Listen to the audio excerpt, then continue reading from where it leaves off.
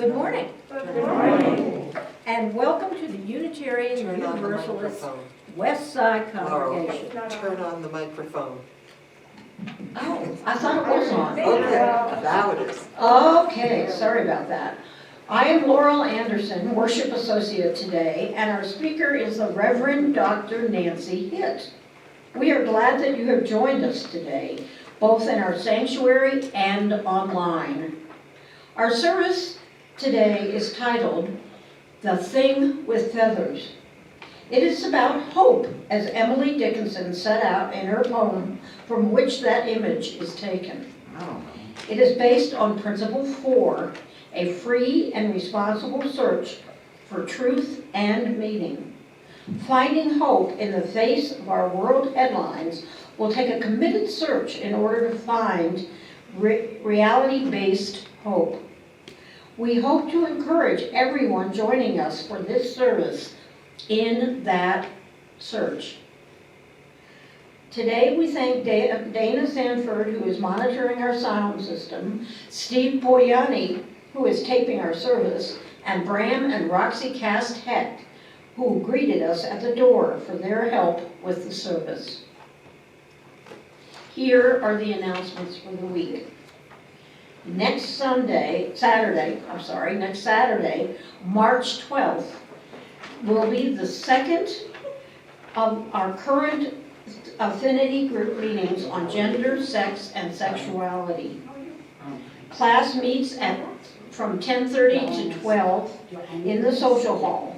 You are welcome to join this class at any point in time. A follow-up class on Sunday, March 13th, will be held at 9:50 a.m. in the social hall. We encourage you to attend both sessions if you can. You may also attend either one or the other as your schedule allows. Today, our board will meet at 12:30. Hopefully, anyone with thoughts about the best masking policy for our congregation has already forwarded them to Jay Kane, along with the goals for our congregation over the next 2 years. And now, an update on a long developing project. Our little free library project is happening in several new ways. The Social Justice Committee will be applying for funding both from our own general endowment fund and a new GoFundMe account. Plans are in place to finance a wooden shed-like structure from the little free library site for those who volunteer to maintain one on their property. There will be lots of opportunities to help with this, including painting and decorating the little free libraries, installing them, etc. We will also be holding a book event as a kickoff for the larger community to acquaint them with the project and build a positive relations. Although we do not have specific dates for this yet, there is still something you can do. Please consider cleaning your bookshelves at home and packing up whatever books you are willing to donate to these projects. They can be stored in the conference room in front of our existing bookshelves. We will keep you posted as to the development and the dates. Are there any other announcements that have to be made? Melinda has a question. Judy has one. Do we have a Melinda's microphone? first. Oh, I'll take it. Mine is just a question. Are we doing adult books as well as children's books? Yes. I have a question and an announcement related to the question. I get some very good magazines. Can we put them in those bookcases, like the New Yorker, Yes. Nation, Smithsonian, blah, blah, blah. Okay, that's number one. Number two, I want to tell you that at 9 o'clock this morning, there were 4 of us in the Summer at the End of the World reading class. I discovered when I came in, well, while sitting here, that there was a fifth person who is reading the book and would have liked to have come, but no way can she come at 9 o'clock in the morning. And we discussed that, but I'm convinced that no way can she come. Now, we have decided in the group that we're not going to meet for 2 weeks. We're going to read the whole book and then start discussing. I'm wondering if we could have the 9:50 slot, so this wonderful person can come. It's me, she's running me out. I'm going to say that not all the people that would affect are present in the sanctuary at the moment, and that would require some negotiating and seeing who else is going to get up that early and be here. I realize that it's a stretch, and some of us definitely have longer driving times, etc., to account for than others. And we're also not locked into Sunday morning classes. If there are folks here who might be intrigued in doing something, we can still do it via Zoom, we can do it in an evening, we have lots of options. So while we have a current little blip on the screen in regard to scheduling our existing Sunday morning stuff, keep those things in mind, because I'm going to start rabble-rousing and seeing what else we can do. Any other announcements or questions about any announcements that have been made that we should? No? Okay. Thank you. Now, would you please stand as you are able and join us in lighting our chalice?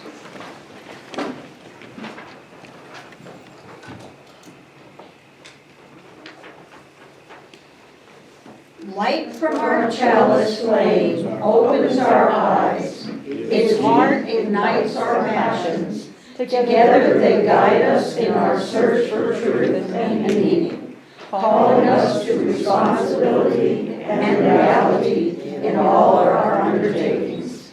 May we know ourselves to be equipped to be people of hope in all circumstances.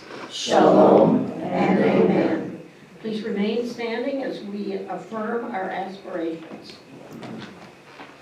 Life is a gift. We gather in community to celebrate the glories and the mysteries of this great gift. In the light of truth and in the warmth of love, we gather to seek, to sustain, and to share. Love is the doctrine of this congregation.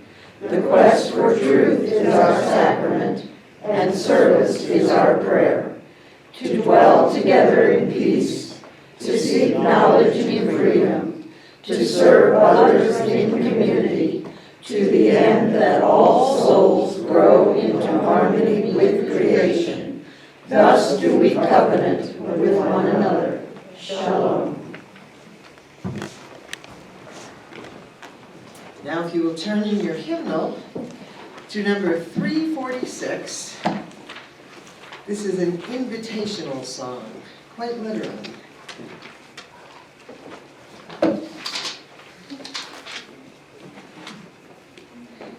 And one of the things that it invites us to is sharing hope, which, as you may have figured out by now, is kind of our theme for today's service. So, it's a simple melody. I think most of us know it. We are a cappella, so joyful noise, folks. Come sing a song with me. Come sing a song with me. Come sing a song with me, that I might know your mind. And I'll bring you hope when hope is hard to find.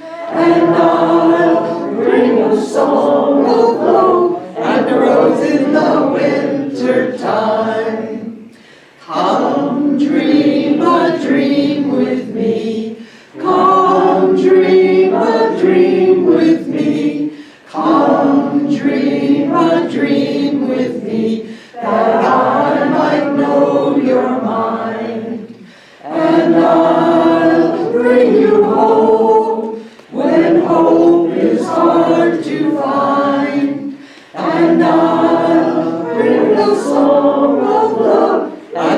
rose in the winter time. Come walk in rain with me. Come walk in rain with me. Come walk in rain with me, that I might know you're mine. And I'll bring you hope when hope is hard to find. And I'll bring a song of love and a rose in the winter time. Come share a rose with me. Come share a rose with me. Come share a rose with me, that I might know you're mine. And I'll bring you hope when hope is hard to find. And I'll bring a song of love and a rose in the winter time. Thank you, please be seated. And I will bring you all a song of love, I just can't hit those notes.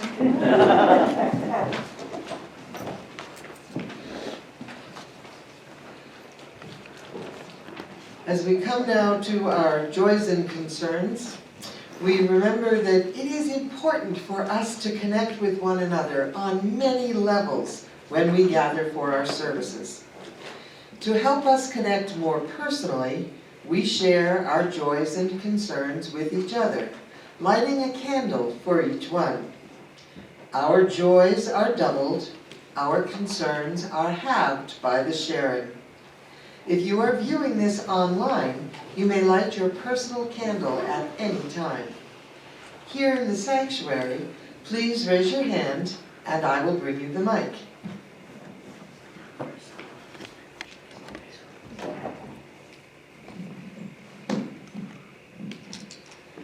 As with many, I share the concern for the continued crisis in Ukraine. My joy is that my dad is doing much better. My concern is that my mom is now in the hospital. Oh, no. It is. They should get a frequent flyer discount. She went in because she got very dehydrated. She often has spells where she just can't keep anything down. But in doing an x-ray, they found something that they think needs to be looked at further. Hopefully we'll get more news from my dad tonight, but he is not always the greatest at communicating these things. When she had her stroke, it was 4 days before he contacted us. Thank you.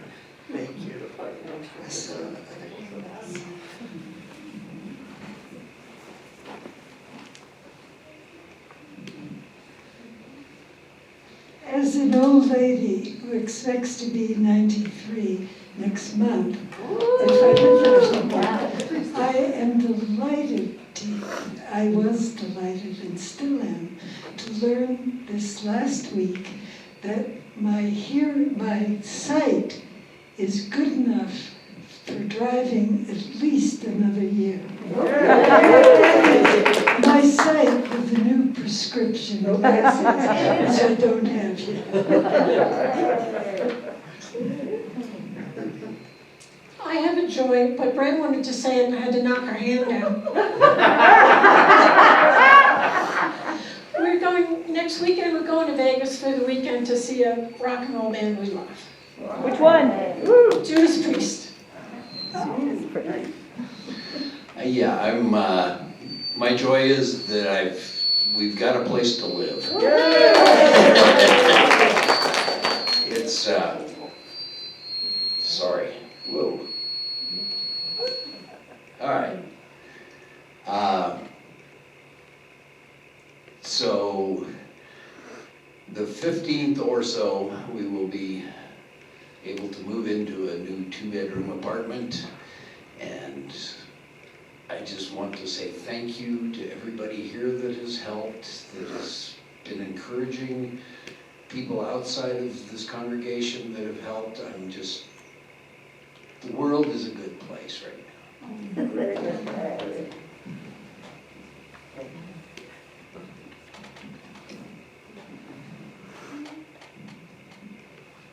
So we went to a birthday party and it was somebody's birthday. But I was. So when on the way home I was crying because the cats weren't going to stay with us. Well, it was a joy overall. And I have a concern. A young friend of ours that we met through NAMI is having just a really rough time. She was being raised by her grandparents, and her grandmother died unexpectedly in November. She laid down to take a nap and just didn't wake up. And her birth mother, with whom she had little contact, but then started having more contact, died a week ago. So she's not in a good place right now. Her name's January. She's 21. So if you could keep her in your thoughts, I'd appreciate that.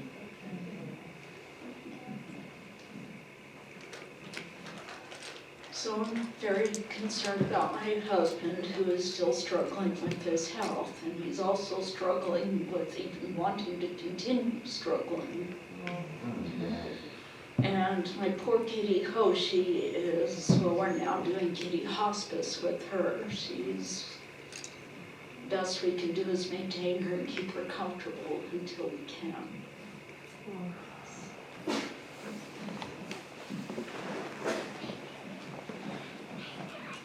This is for the warriors in Ukraine. COVID is still alive and well in our schools. 7 classes last week were canceled because one teacher who was maskless and, exposed everyone. So 7 of my classes were canceled. All of them were quarantined. Well, my joy is that, today is actually my son's birthday, and last night we had a party, and knowing that the weather was iffy, we knew we were going to have to gather inside. And so my joy is that with the help of these little rapid at-home tests, we could all gather maskless and just have a ball and feel comfortable doing it. For the first time, I guess it was right before his birthday in 2020, that we had to kind of cancel eating together. Cool boots. Anyone or anything else? I say we light a candle for Jay Kane, who is currently napping in the sunroom because she's been up since 2 a.m. She was on call and at UNM last night carrying out those duties, and she's exhausted. So I told her pleasant dreams. And I seriously hope she has a few. And then we will light one last candle for all that we still hold in our own hearts and minds.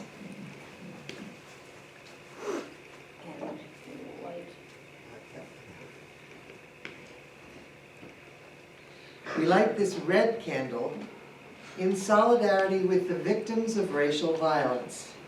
No matter who, no matter how, no matter why, we deplore the heinous practices of racism and its destructive effects. We commit ourselves to working for justice, equity, and equality throughout the world. Shalom.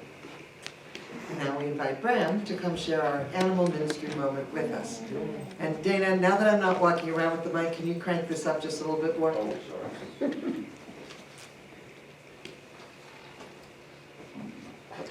This is about hope. This is animal-assisted therapy, the perfect therapy. From Borzoi to Whippets, the Westminster Dog Show highlights the best of the best when it comes to man's best friend. But these tender, loving animals can do a lot more than look graceful and pretty. Okay, you might not consider a bulldog pretty. Dogs and other animals are helping many people through rough and troubled times. Take Stephen, a boisterous young boy from Brewster, New York, who stands too close, speaks too loud, and doesn't have the foggiest clue when it comes to personal boundaries. This resident of a children's home benefits from the innovative therapy approach known as Animal Assisted Therapy, or AAT. Stephen charges at the donkeys in the pen, desperate to interact with them. They run. He tries again. They run. Then his therapist suggests a new tactic.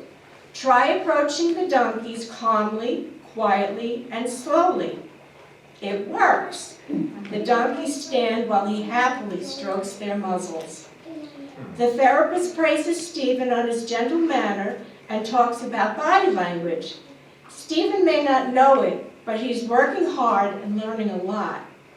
Later, when he's ready, his therapist will help him see how these same social skills can help him improve his relationships with his peers and the other people in his life.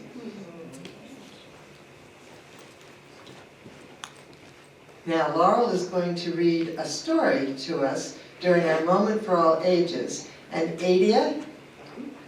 Yes, her hand went right up. Would you like to come down and sit with me in the front pew, and we're going to help illustrate the story? Okay, so if you would just pause when you get to the checking out the box stuff. You and me, right over here. You mean the first one or the second one? The second.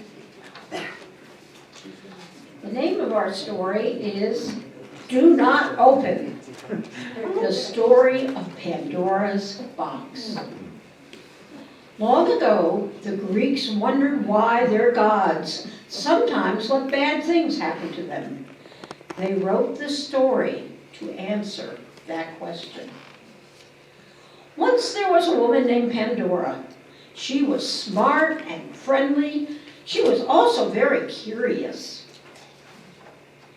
Pandora lived with her husband, Epimetheus, and they were very happy, and so was everyone else in Greece.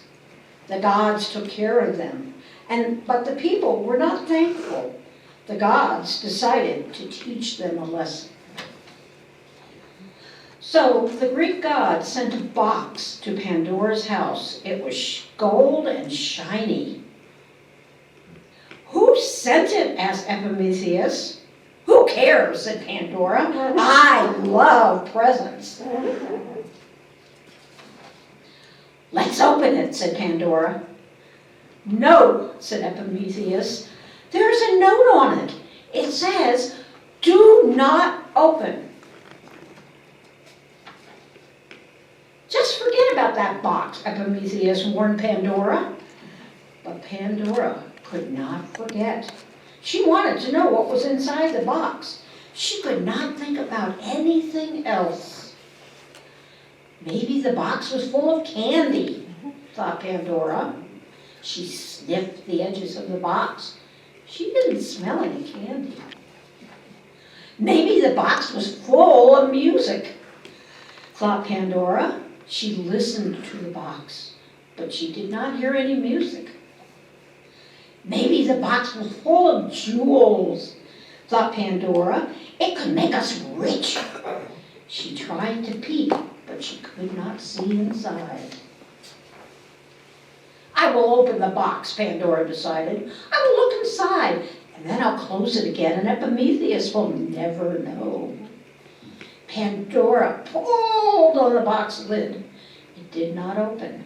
She pulled harder and harder. Suddenly, the box popped open and hundreds of bugs flew out. They stung Pandora. Ow! Ow! She yelled. Then Epimetheus ran in and the bugs stung him too. Why are you hurting us? Epimetheus asked. Because we are trouble bugs, they said. The trouble bugs flew outside and they made trouble. Everywhere they went, people began to fight. They got sick. They felt sad.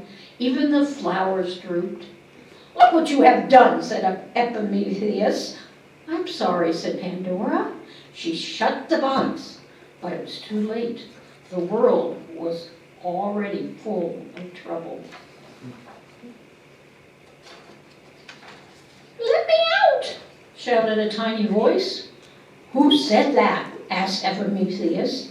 It came from the box, said Pandora. There is something else inside of it.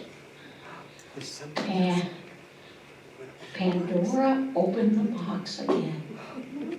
What's that? A fairy, yes. A fairy flew out. This one is sort of like box bound, but go with it. She flew out. There you go. Who are you? Asked Pandora. This is I am Hope, said the fairy. I help people who are in trouble. Hope kissed Pandora's bug bite. She kissed Epimetheus' bug bite. Right away, they felt much better. Now I must say goodbye, said Hope. I must go help other people too. Wait, Pandora cried. What if we need you again? I will always come back when you need me, promised Hope. The fairy flew away. Soon she brought hope to everyone in the world. And she kept her promise to Pandora. Hope always returned when she needed her. Sometimes bad things happen, but we hope things will get better. We hope for good things to happen. What do you hope for?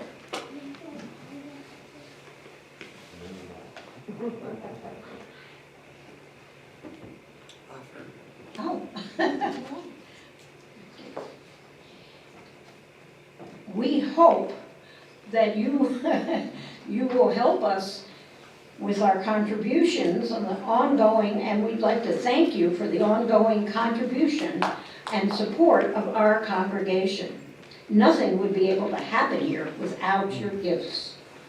Shalom. Is there anybody who needs the basket? Yep, I do.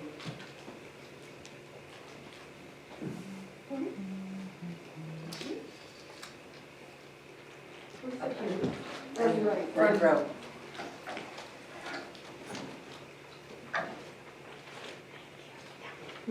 Thank you. Oh, one more.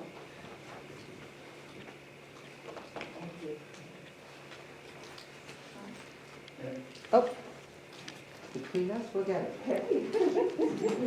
Thank you. And we all know this one. From you I receive, to you I give, together we share, and from this we live. Thank you.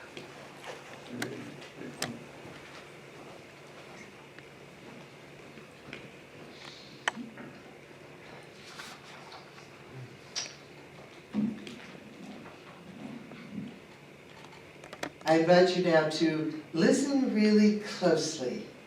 Quiet your mind, open your heart, and listen to the words of Emily Dickinson's poem about hope. It goes like this. Hope is the thing with feathers that perches in the soul and sings the tune without the words and never stops at all. And sweetest in the gale is heard, and sore must be the storm that could abash the little bird that kept so many warm.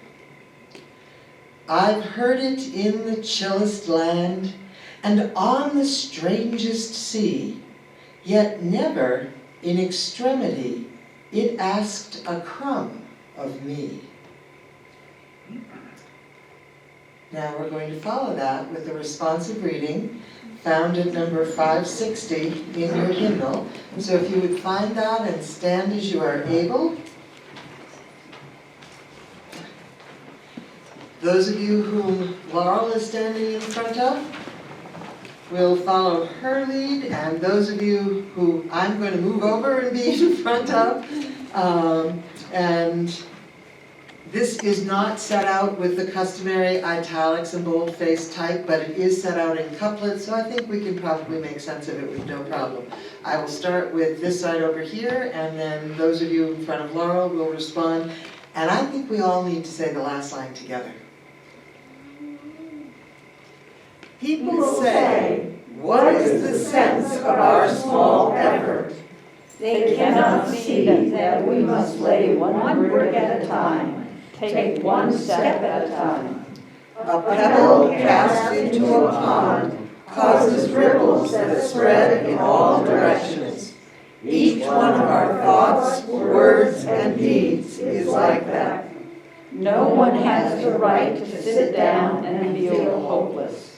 There's too much work to do. Thank you, please be seated.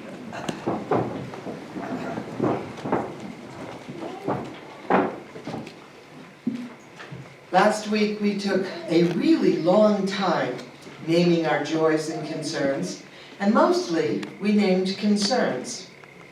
Russia was, and still is, invading Ukraine. Arwen's friend was shot at point-blank range at a Black Lives Matter event. People had health concerns on behalf of themselves and of those they loved. We were concerned about pets as people fled Ukraine seeking safety. There was a lot to be concerned about. Our collective mood was somber. Many of us appeared to be sad, perhaps even overwhelmed with the events that we had named as part of our lives. And the tricky thing is also remembering that our joys and concerns list, that's not an exhaustive list of all of the things that we are concerned about. I'm glad that we took the time to name some of what mattered most to us. It was apparent that we were all feeling somewhat overwhelmed. Some of us were flirting with despair. So today, we are going to explore hope. I need to offer you a disclaimer here, because it's going to get pretty ugly as we face what's going on in our world. I promise to leave you with both ideas and an experience of reality-based hopefulness, but the journey is not easy. In many ways it's simple, but it's not easy. If you need a break at any point, please take one. And if you do, I urge you to return for our closing ritual, because that's where I hope that we all encounter hope. That said, let's look at where we are this week. The war is still on. People are fleeing for their lives. They are begging for aid. They are moving desperately ill children by train out of Ukraine and out of the path of Russian destruction. Multiple agencies are present at the border to help relocate pets to safe places. It's heartbreaking. Lives are disrupted in more ways than we can count. Kids' education, everyone's medical care, dwindling supplies of just about everything. The land is being bombed, structures are destroyed, and rubble is growing. The war between Russia and Ukraine is one of 10 official wars and 8 active military conflicts recognized by the United States. There are also other violent conflicts involving 64 countries and 576 militias and separatist groups. War appears to be a natural state of affairs for our species, or at least for a significant minority of it at any given time. The pandemic is still on. Despite recalculated risks and recommendation for masking at indoor public functions, most people are still concerned. People are getting sick from COVID-19. They are still dying. 9 of our New Mexico hospitals remain at crisis levels of operation. People are struggling with long COVID symptoms and have no idea when or even if they will return to pre-COVID levels of function. The chain of supply and demand remains erratic. Goods don't always get to where they need to be. Many of us feel overwhelmed by this. Sometimes we feel hopeless. We've done whatever we can. Vaccinations, boosters, distancing, masks. But the pandemic continues around the world. Emily Dickinson said, "Hope is the thing with feathers that perches in the soul and sings the tune without the words and never stops at all." And the odd thing is that most of the time, most of us do have hope. Despite the odds, we hear that wordless tune and feel that flutter in our hearts. We hope that things will be better. Evidence suggests that all wars end, and so do pandemics. Apparently, the thing with feathers is in it for the long haul. Then there are our national events.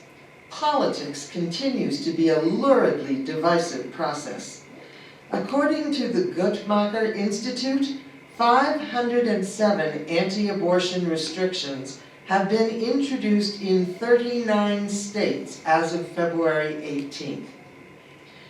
Don't Say Gay legislation is now a thing, especially in Florida.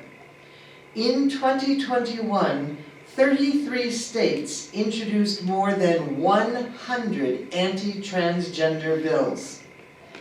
Issues we care deeply about are being battered, and the people they affect are being battered too. This is not just an academic concern. All of these are real issues affecting the lives of real people. It's exhausting to try to keep up with. Our prelude this morning was Jimmy Cliff singing "Sooner or Later."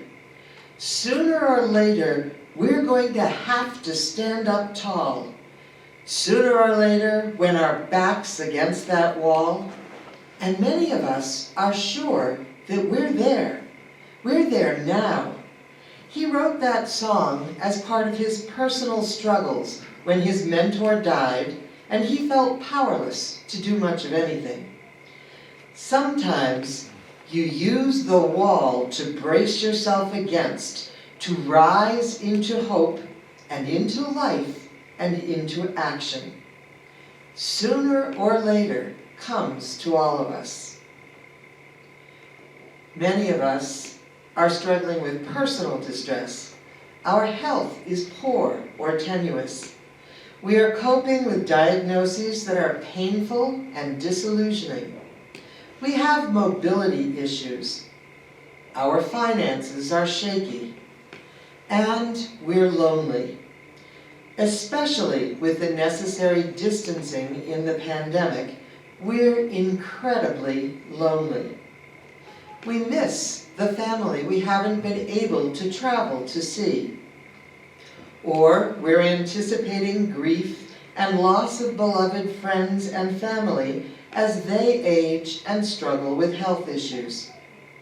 We miss the friends we never realized meant so much to us. Our independence isn't all that it's cracked up to be. We wonder, is it too late to change a lifetime of habit and start connecting more with other people? But who and how? We're overwhelmed by all of this at every level.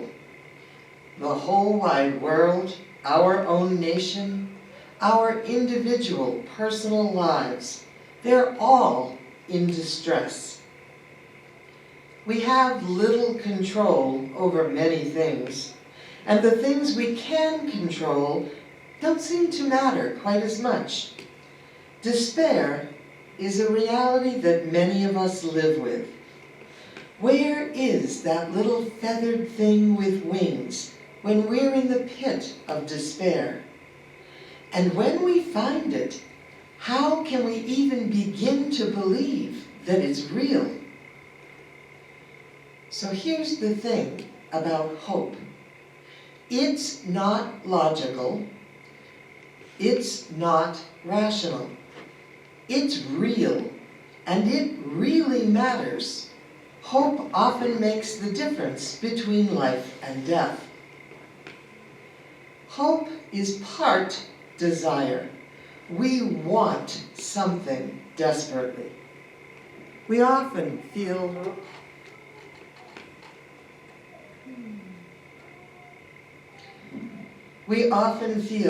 a sense of pressure. And I lost my place. But we feel pressure. Hold on. Yes, pressure or drive. You know when you're feeling down and you feel like you ought to be hopeful? There is a sense of pressure or a drive to regain. I know these are new batteries.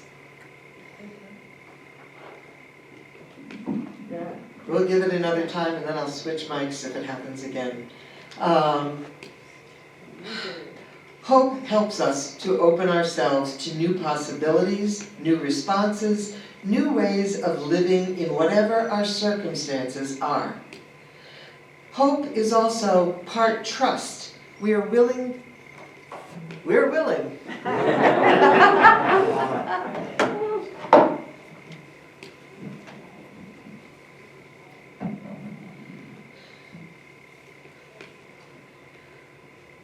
Okay, so here's the thing. I'm trying to say hope is part desire.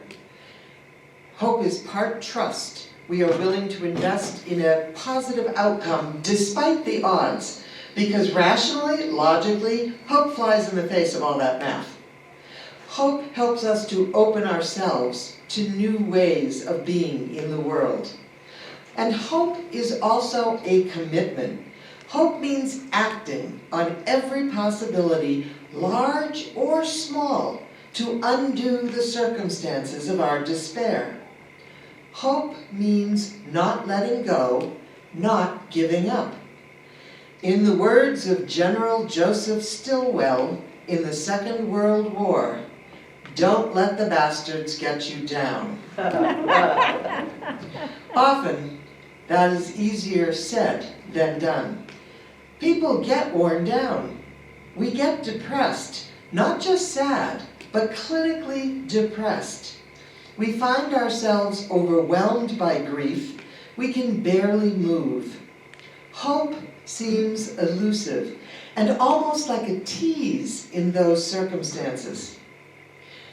But giving up is not on the menu. It is not in the script. It is not on our to-do list today, because it's not compatible with life. Here's what is. When we're seeking hope, we need to face our feelings, whatever they are. Name them. Make a list of them so that they're outside of yourself and you can look at them with a little distance between the intensity of feeling them and actually reading the words on your paper. Read all of them, name all of them, no matter how awful they are, and accept them because they are your feelings. Once you've got them listed outside of yourself, take a deep breath. Consider how you want to respond to them. Because I cannot say this with enough emphasis. Feelings are not facts. They are not commands. They are not judgments. Feelings teach us about ourselves and our world and indicate ways we might respond. We can empower ourselves to respond constructively to our lives, taking our feelings into account. Or we can sentence ourselves to despair and impotence if we forget that feelings are not facts and respond as if they own us. They don't. Feelings cannot issue commands. They give us information to use in our lives. That's all they do. Even the feeling of being in love does not dictate a particular action from us. One person might recognize that, woohoo, I'm in love, and think that that is fantastic, and pursue that relationship on a mutual basis with the object of their love. Another person might be moved to stalk the person that they love and try to control their every move because I love them so much. One is a constructive response, the other is not. We make the decisions we act on. Our feelings are just part of the data. When we're hopeless, we can sink into the feeling and give up, or we can step aside and deal with the feeling on our own terms. We can talk to other people. We can seek medical help. We can examine our lives for actions that will offset our despair. We can choose to empower ourselves to recommit to hope.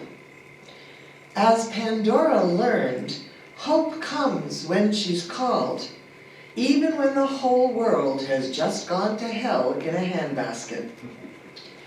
We don't have to earn hope or pay for hope, and we don't have to justify hope. Hope is a choice we can make. It's kind of like deciding to be vegan or deciding to be a nonviolent person. There are many choices that we make about how we will behave, regardless of what tempts us otherwise, that are not easy, but we commit to them anyway because they're worth it. Hope is one of these. Hope is also something that we don't have to do alone. We can and should share our feelings and our decisions about them with others. People we respect and trust to understand without being overwhelmed by our feelings.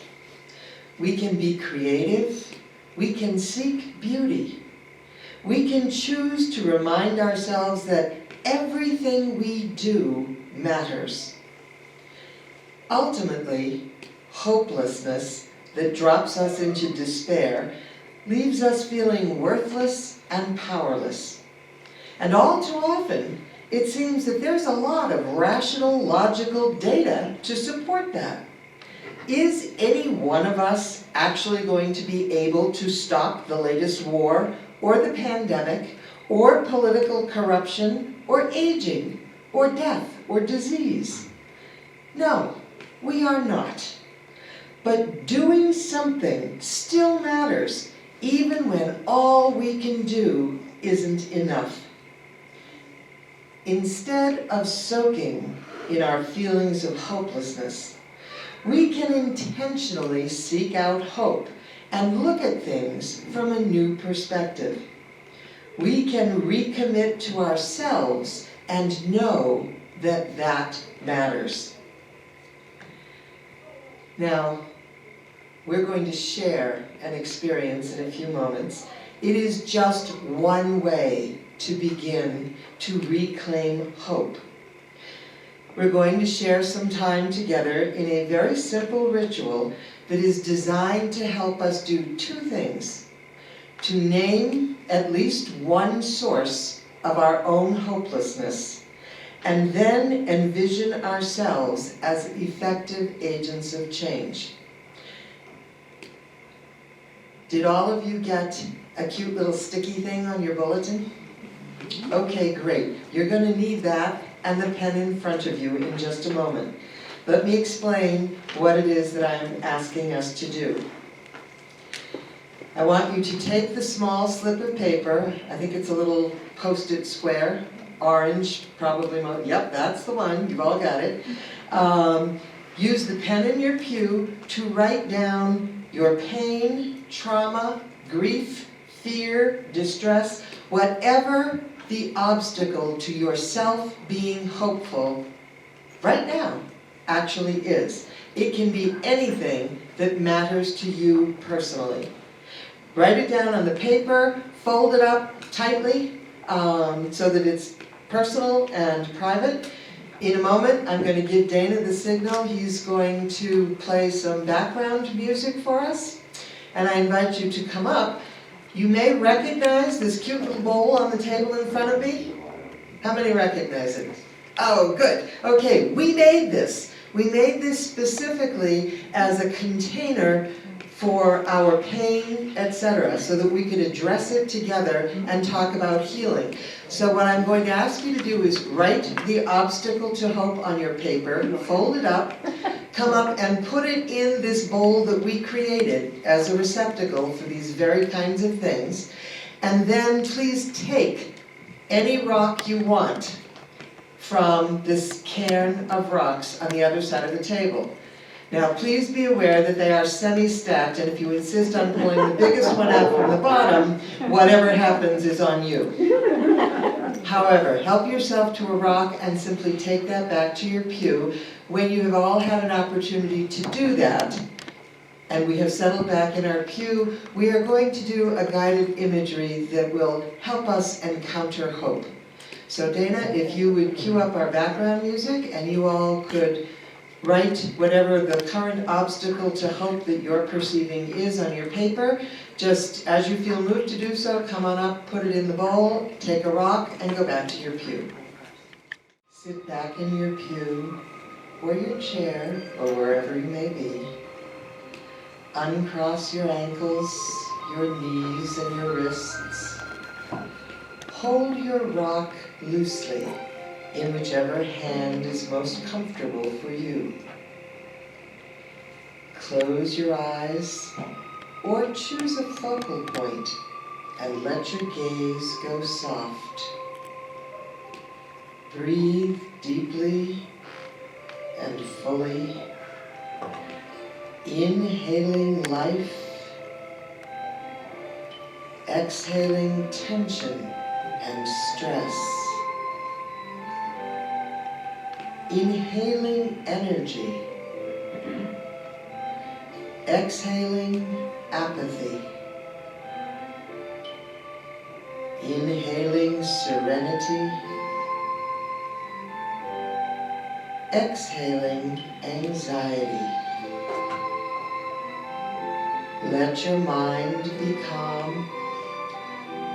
Set aside stray thoughts for another time. And simply breathe.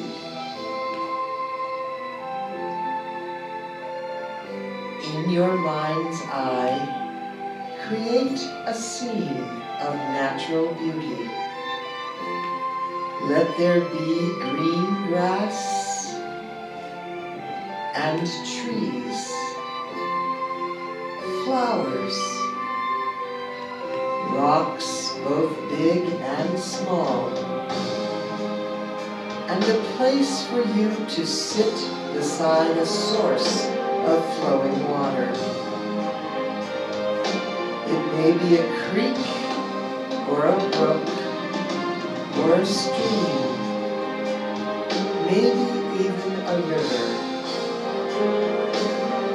Sit beside the water, holding your rock in your hand, realizing that your rock is an extension of yourself. Feel its texture in your hand, the weight of it, the shape, the surface. Is it smooth or rough? Embed your awareness in your rock. Let yourself be the rock.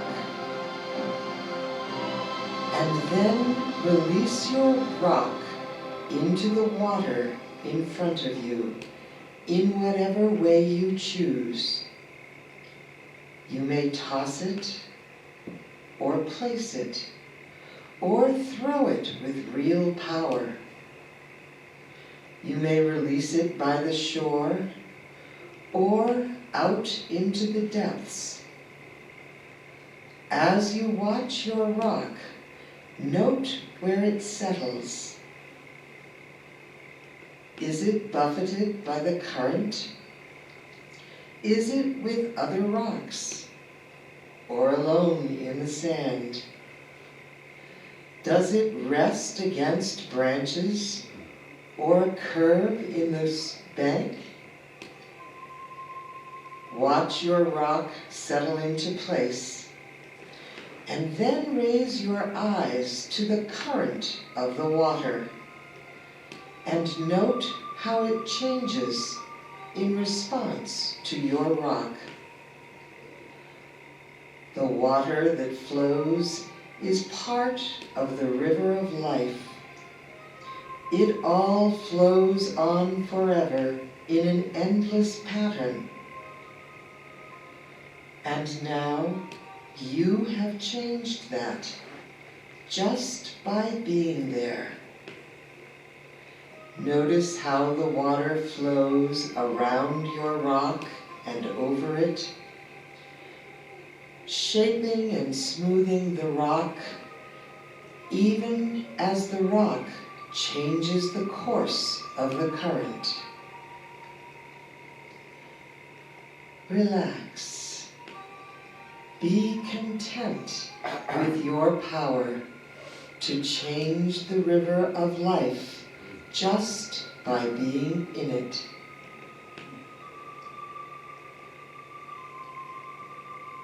Let the image begin to fade. Refocus your attention on your breathing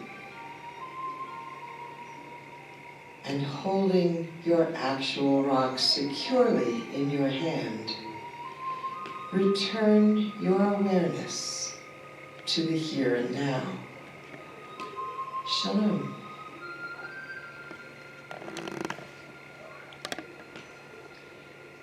The thing is that no matter how tiny the rock, it affects the flow of the river. Sometimes we feel tiny, sometimes we feel very large, but always what we do, who we are, we make a difference. So take heart. Let the thing with feathers flutter within you. Stand tall and use whatever support you need when your back's against the wall. Lay the bricks of your life one at a time. Hope is not logical. It is not rational. It's a whole lot like love, extraordinarily powerful and very real, but on a whole other plane of reality. So I say, choose hope. Shalom.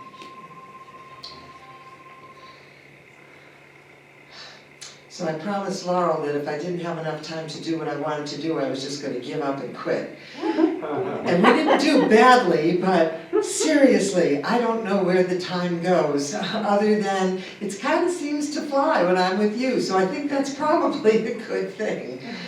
I really, really, really wanted to take a moment or two to offer you time to respond, if you wish to what I at least have been talking about and you've been exposed to here this morning.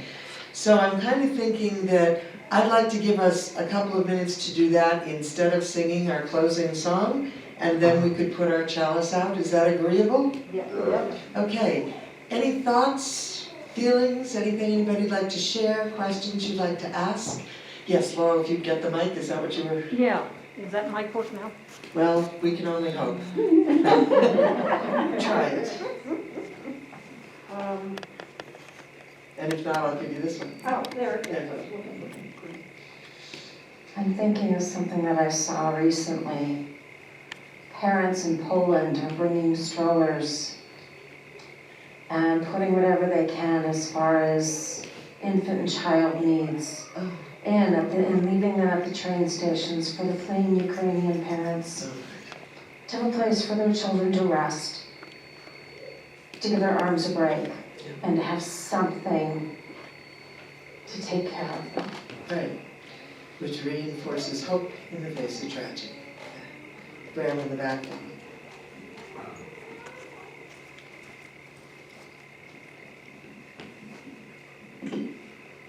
I have a problem when I worry about the animals now, the animals in Ukraine, that I don't have the right to feel hope for myself.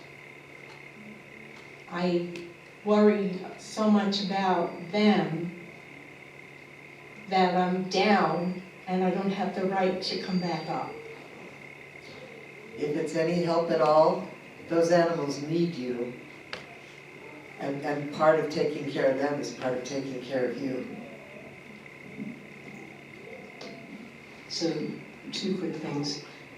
I've talked to a lot of doctors in my 35 years in hospitals, and everyone I've talked to has had a case where they thought that that person should not have survived. Right. Every single one of them has a miraculous case.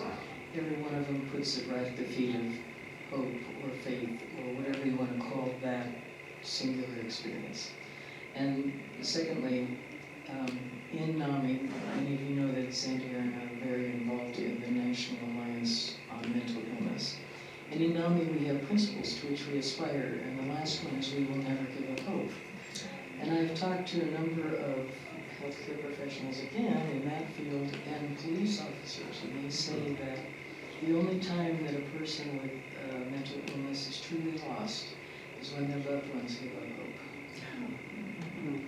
Thank you. Any other thoughts or comments down front?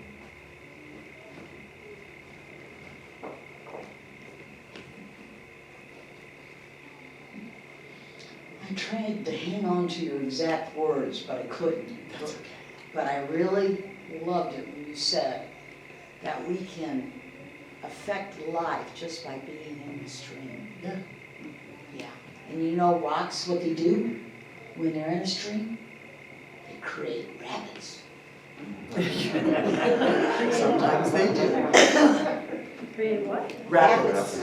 Ah. They change the current, absolutely. We all change the current of life, our own and everyone else's. And one of the things that we as a congregation can commit to doing with and for each other is to hope. I have great hopes for this congregation. Are they realistic? Oh my gosh, no. But you know what? I'm holding on to them anyway. And I know many of you have shared similar kinds of hopes with me, both for yourselves as individuals and for all of us together as a congregation, that ultimately flows on into the world around us. It's a whole big complex, what's the word I want? Hologram, that's it. You know, it all fits together. Thank you so much. I appreciate your sharing. I appreciate your going with me for the ride this morning. If you would pick up your bulletin at this point, we will extinguish our chalice and enter your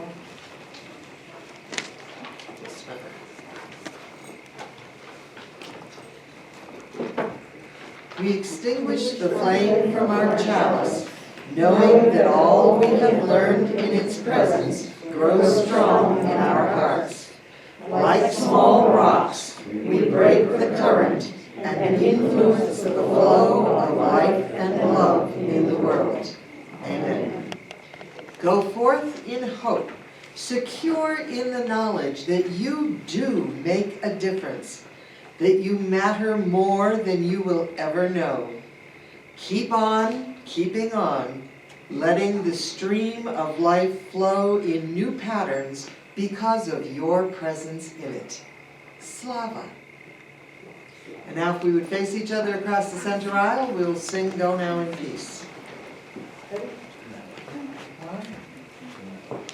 Oh, and you're welcome to take your rock home. If you don't want it, just put it back in the pile. It's going to be recycled in a garden, but you may absolutely take it home if you would like to.